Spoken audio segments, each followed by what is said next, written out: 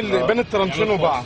هعمل لك ممكن نعمل بوابه قدام الترنش. هعمل لك لاند سكيب وبوابات في الحته دي. بص يا باشا، ممكن نيجي قصد الترنش ونعمل بوابه. هو انا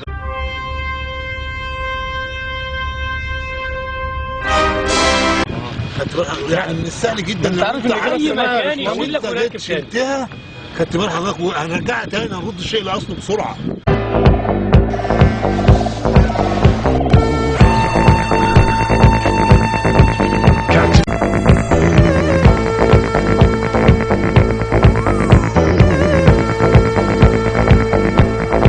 نائب شربين عاب السلاب عنده فكر، الفكر بتاعه عايز يعمل حاجه كويسه، بيطور احسن ناس يقدر ينسب لهم العمل ده ويخلوهم يشتغلوا فيه احنا. ليه؟ لان هو شايف، هو اللي مطورنا، هو اللي بيساعد. بص يا باشمهندس،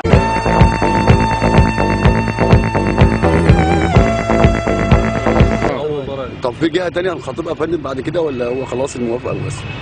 هو حتى لو هو السيد النائب جايب موافقه صريحه من وزاره الري بالعمل حاجات تخصيصا للنادي. لا مش للنادي، تخصيصا يعني لسه ما ذكرش النادي، هو مركز شربين، حاجه فكره التفكير.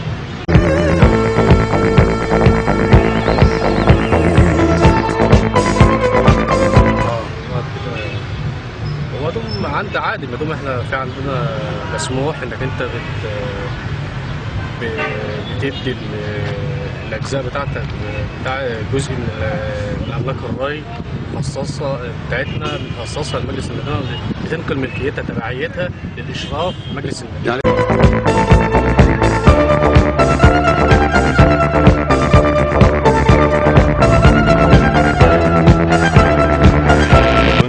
هو النهارده في حد مشرف من نائب سياده الرئيس موجود معانا النهارده، ومن استاد شربين استاذ امام ومن كابتن دكرور وكابتن خطاب من نادي شربين، ومن مكتب السيد النائب الاستاذ سعد والاستاذ محمود ابو العينين. يعني برضو ده عشان ناكد للناس في مدينه شربين ان فعلا للشباب هيبقى لهم مكانه في فكر النائب ابي السلاب في قلب مدينه شربين، وده مكان استراتيجي يعني. والتعامل مع المنفعه العامه، والتعامل مع المؤسسات احسن من التعامل مع الافراد، لان الافراد كانت بتستغل المكان ده استغلال سيء.